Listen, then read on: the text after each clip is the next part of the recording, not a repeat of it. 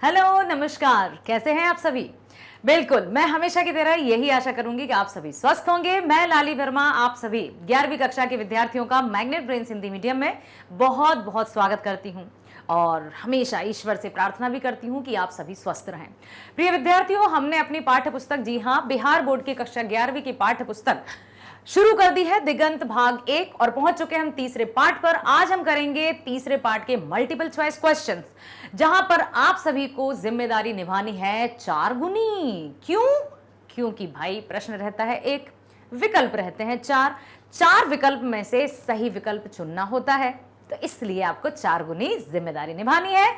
तो अब चलते हैं हम पहले प्रश्न पर। एक बार पुनः मैं आप सभी का स्वागत करती हूं और ले चलती हूं आपको पहले प्रश्न की ओर, और उत्तर देना है आपको। प्रश्न पहला आ चुका है आपके सामने। यहां पर जो प्रश्न दिया है वो यही दिया है कि आंखों देखा गदर के लेखक कौन है? बताइए, आंखों देखा गदर के लेखक कौन है? रामचंद्र शुक्ल, हरिशंकर परसाई, विष्णु भट्ट गॉडसे वर्साईकर या गॉडसे वर्साईकर? आप बताइए कौन है आंखों देखा गदर के लेखक? विष्णु भट्ट, यस, गॉडसे वर्साईकर। बहुत बढ़िया।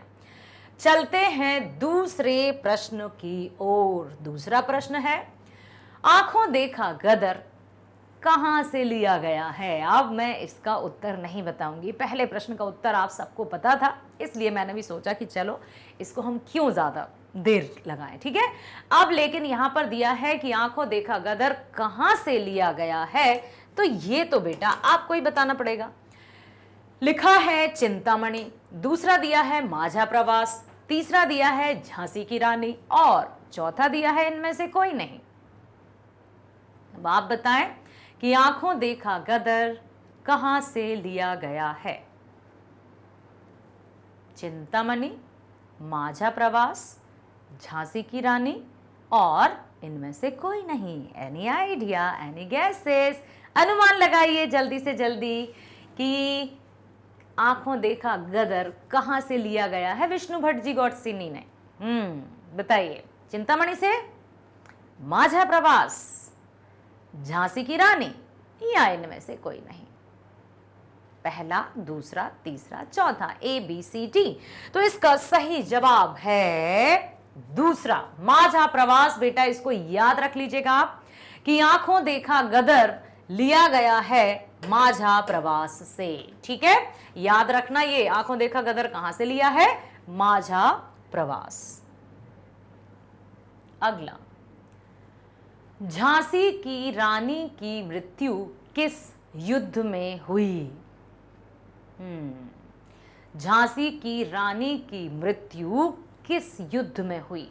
यहां पर युद्ध दिए हैं, बात तो उसी सन की है जिस सन में स्वतंत्रता संग्राम, मतलब प्रथम स्वतंत्रता संग्राम हुआ था, लेकिन कई युद्ध हुए थे, जगह जगह पर युद्ध हुए थे। ऐसा भीषण भयंकरता के साथ युद्ध हुए थे, बर्बरता के साथ अंग्रेजों ने भारतीयों पर जुल्म किए थे। लेकिन बात हो रही है कि झांसी की रानी की मृत्यु किस युद्ध में हुई? तो विकल्प दिए हैं मुरार के युद्ध में, दूसरा दिया है कालपी के युद्ध में, तीसरा दिया है कानपुर के युद्ध में, या चौथा ग्वालियर के युद्ध में। किस युद्ध में बेटा? मुरार, कालपी, कानपुर, ग्वालियर। और ये आपको भली भांति पता है कि ये जो है इन सभी में युद्ध हुए थे 1857 में। लेकिन बात करें यदि हम रानी लक्ष्मीबाई की मृत्यु की, तो वो किस युद्ध में हुई? मुरार के में, कालपी के युद्ध में, कानपुर के युद्ध में, या ग्वालियर के युद्ध में? अक्सर बच्चे इसमें गलती कर देते हैं, तो आपको बड़े सोच समझकर विकल्प तय करना है। इसका सही विकल्प है मुरार के युद्ध में, ठीक है। चलते हैं हम अगले प्रश्न की ओर। प्रश्न है, माझा प्रवास का भाषांतर किसने किया था? माझा प्रवास का भाषांतर किसने किया था? मराठी में लिखी थी। और इसका हिंदी अनुवाद किसने किया, दिया है भाषांतर किसने किया, मतलब भाषा में अंतर, अर्थात हिंदी में अनुवाद किसने किया था, मराठी से हिंदी में। चिंतामणि विनायक वैद्य या जैनेन्द्र जी, अमृतलाल नागर जी या फिर नामवर सिंह जी। माझा प्रवास जिससे आंखों देखा गदर लिया गया है वो मराठी की रचना है जो कि विष्णु भट्ट गोडसे जी ने लिखी है। अब उसका हिंदी अनुवाद हुआ है, तब तो हमारे पाठ्यक्रम में शामिल हुआ। तो उसका हिंदी में अनुवाद किसने किया, अर्थात माझा प्रवास का भाषांतर, भाषा में अंतर किसने किया, भाषा एक भाषा से दूसरी भाषा में परिवर्तित किसने किया। चिंतामणि विनायक वैद्य जी, जैनेन्द्र जी, अमृतलाल नागर जी या नामवर सिंह जी। तो मेरे प्यारे प्यारे बच्चों, किसको याद है, A B C, very good. जिसने भी आंसर दिया है सी, उनका बिल्कुल सही जवाब है। तो याद रखिएगा कि माझा प्रवास से लिया गया है आंखों देखा गदर। माझा प्रवास है मराठी की रचना, ठीक है, जिसके रचनाकार कौन है, विष्णु भट्ट जी। उसका हिंदी अनुवाद किया है अमृतलाल नागर जी ने। याद रखेंगे, वेरी गुड। अब हम चलते हैं अगले प्रश्न पर। अंग्रेजों को किले समझने में कितने दिन लगे थे। अंग्रेज क्या सोच रहे थे, हम जाएगा और झांसी के किले पर तुरंत आक्रमण कर देगा, परंतु ऐसा नहीं हुआ। क्या हुआ, अरे किले को समझने में भी उनको कई दिन लग गए थे। कहां से जाएं, पूर्व पश्चिम उत्तर दक्षिण कौन सा, कहां का मोर्चा डालें, कहां से आक्रमण करें, इसको समझने में उनको कुछ दिन लगे थे। लेकिन वो कितने दिन थे, पहला विकल्प है 3 दिन, दूसरा विकल्प है 4 दिन, तीसरा विकल्प है 5 दिन और चौथा विकल्प है 8। तो 3, 4, 5, 8 कितने दिन लगे थे किले को समझने में। कौन से किले की बात हो रही है, ऑफ कोर्स, बिल्कुल झांसी की रानी के जो किला था, झांसी का किला था, अंग्रेजों को उसे समझने में कितने दिन लगे थे बच्चे, 3 दिन, 4 दिन, 5 दिन या 8 दिन। पाठ में पूरी तरह से ये लिखा है साफ साफ कि अंग्रेजों को दिन लग गए थे, तब जाकर उन्हें समझ में आया था कि अच्छा ये पूर्व दिशा है, यहाँ इतना कड़ा पहरा है, पश्चिम उत्तर दक्षिण चारों तरफ। वो पहले यहाँ से आक्रमण करते तो वहां से मुंह की खाते, वहां से आक्रमण करते तो वहां से मुंह की खाते। अब उनको समझने में लगे थे 3 दिन। जिसने 3 दिन जवाब दिया है उसका उत्तर बिल्कुल सही है। तो हमेशा ये याद रखिए, ये सिर्फ पाठ तक सीमित नहीं है बेटा, ये जो प्रश्न है वो आपके इतिहास से संबंधी है, जीके से संबंधित है, सामान्य ज्ञान से संबंधित है। तो इन प्रश्नों को आप, इनके विकल्पों को अर्थात इनके उत्तरों को याद रखिएगा, ठीक है। 7वें दिन सूर्यास्त के बाद क्या हुआ, युद्ध को 7 दिवस बीत चुके थे, सूर्यास्त हो चुका था। अब जैसे ही सूर्यास्त हुआ तब क्या हुआ, पहला आया है विकल्प भयंकर तूफान आया था, या फिर मोर्चे की तोपें बंद हो गई थी, या फिर अंग्रेज सैनिक भाग गए थे, या फिर इनमें से कुछ नहीं। तो देखो, ना तो ये है और ना ये है, ऐसा कुछ पक्का। तो तूफान आया था, नहीं तो कुछ ना कुछ तो सही है। मोर्चे की तोप बंद हो गई थी यकायक, क्या यही है सही जवाब, बेटा चेक कर लेते हैं। बिल्कुल, 7वें दिन अचानक मोर्चे की तोप बंद हो गई थी, हाहाकार मच गया था। सारे बेचारे जो तोप चालक थे, है ना, वो घबरा गए। ऐसे में 22 ने कमान संभाली, सबको ढांढस दिया, सबको हिम्मत बंधाई कि हम दोबारा करेंगे। और फिर रातों रात दीवार खड़ी की गई, नई तोप का इंतजाम हुआ। तो ऐसा था ये 7वां दिन, युद्ध करते करते 7 दिवस बीत गए थे और अचानक से तोप बंद हो गई थी। तो झांसी के सभी लोग घबरा गए, और कोई भी घबराएगा, अंग्रेज वहां से धड़ाधड़ तोपें चलाए जा रहे थे और यहां से तोप बंद पड़ गई। अब क्या किया जाए? अब हम चलते हैं अगले प्रश्न पर। तो आंखों देखा गदर क्या है? आंखों देखा गदर क्या है? बिल्कुल सही प्रश्न है। तो विकल्प देख लेते हैं। क्या आंखों देखा गदर कहानी है?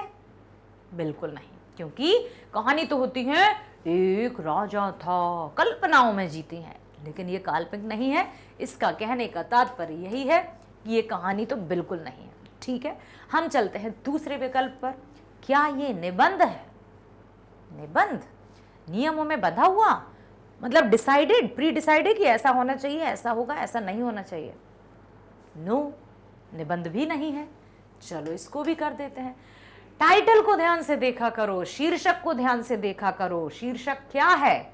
आंखों देखा गदर। और क्या सिर्फ एक जगह पर घटित हुआ था? नहीं, लेखक ने हर जगह का विवरण दिया था। तो क्या ये यात्रा वृतांत है? जवाब यही सही होना चाहिए कि ये यात्रा वृतांत है। लेखक ने अपनी आंखों देखी बात यहां पर शेयर की है माझा प्रवास के माध्यम से, जिसका हिंदी अनुवाद किया है अमृतलाल नागर जी ने। तो ये क्या होगा बेटा? ना ये कहानी, ना ये निबंध, ये है यात्रा वृतांत, यात्रा का आंखों देखा विवरण। आंखों देखा गदर पाठ में किस वर्ष के युद्ध का वर्णन है? आशा करती हूं इनमें से बहुत जल्दी आप विकल्प चुन लेंगे। विकल्प हम देखते हैं। पहला विकल्प दिया है 1857, दूसरा दिया है 1858, तीसरा दिया है 1930 और चौथा दिया है 1942। बिल्कुल सही जवाब। आप सब बहुत जल्दी उत्तर दे चुके हैं कि इसका उत्तर है 1857 और बिल्कुल सही जवाब। अगला, लक्ष्मीबाई कहां की रानी थी? चलिए, पहला विकल्प दिया है सतारा, दूसरा दिया है झांसी, तीसरा दिया है देवास और चौथा दिया है इंदौर। तो झांसी वाली रानी थी। वेरी गुड, बहुत बढ़िया। लक्ष्मीबाई का विवाह झांसी के किस राजा से हुआ था? कहने का तात्पर्य है कि हमें यहां पर झांसी के राजा का नाम बताना है जिनके साथ झांसी की रानी का विवाह हुआ था। तो झांसी के राजा कौन थे जिनसे रानी का विवाह हुआ था? पहला दिया है गंगाधर राव, दूसरा दिया है रामजी राव, तीसरा दिया है बाजी राव और चौथा दिया है इनमें से कोई नहीं। तो मेरे प्यारे बच्चों, कंफ्यूज्ड मत होना, क्योंकि वे थे गंगाधर राव जिनके साथ रानी लक्ष्मीबाई का विवाह हुआ और वे झांसी की रानी बनकर आई। अगला है, ओके, अच्छा रहा मैंने उनके बचपन का नाम नहीं बताया, मुझे नहीं पता था कि इससे संबंधित भी प्रश्न है। झांसी की रानी का बचपन का नाम क्या था? बचपन में उन्हें क्या कहा जाता था? क्या कहा जाता था उसका हम उसको हम डिस्कस करेंगे, लेकिन बचपन का नाम क्या था? चलो विकल्प पढ़ लेती हूं। विकल्प है पहला मणिकर्णिका, दूसरा अन्नपूर्णा, तीसरा शकुंतला, चौथा इनमें से कोई नहीं। बताइए,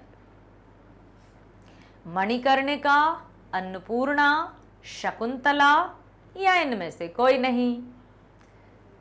यस, वेरी गुड। मणिकर्णिका उनके बचपन का नाम था और उनको कहते क्या थे? मनु।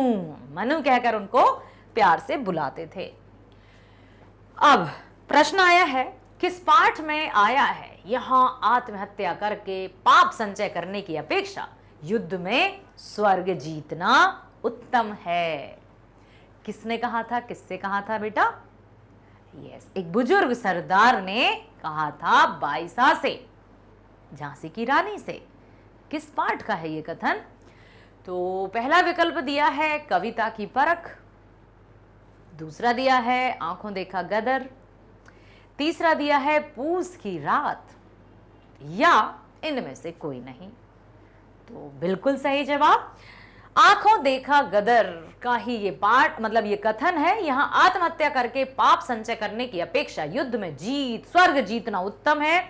ये एक अनुभवी बुजुर्ग सरदार ने रानी से कहा था, जब रानी हताश हो गई थी कि मेरे कारण बेचारे निर्दोष झांसी के लोग मारे जा रहे हैं, तो उन्होंने कहा कि मैं आज अपने आप को समाप्त कर दूंगी और आप लोग यहां से चले जाइए, बेमौत ना मारे जाएं। इसलिए उन्होंने ये निर्णय ले लिया। किसने?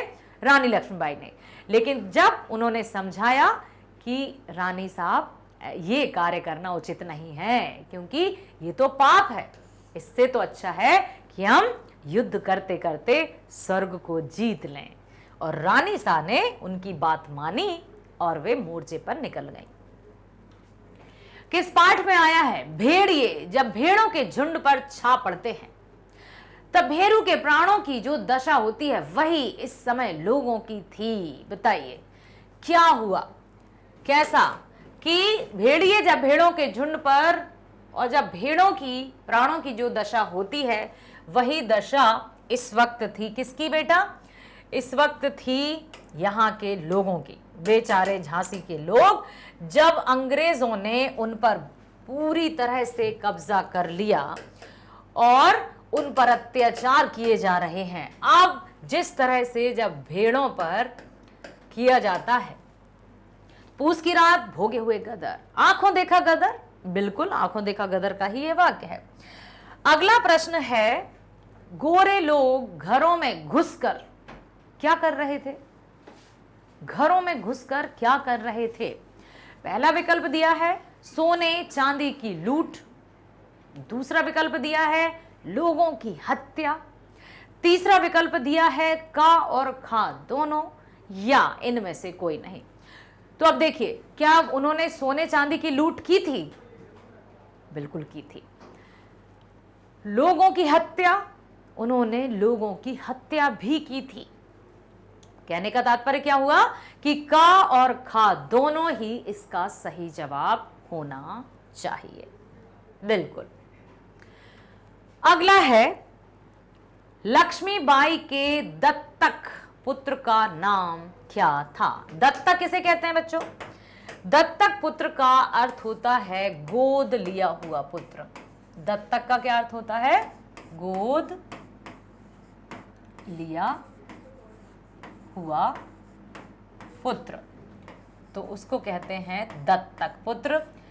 आपने वो पंक्ति याद है आपको? वो पंक्ति की, निसंतान मरे राजा जी, रानी शोक समानी थी।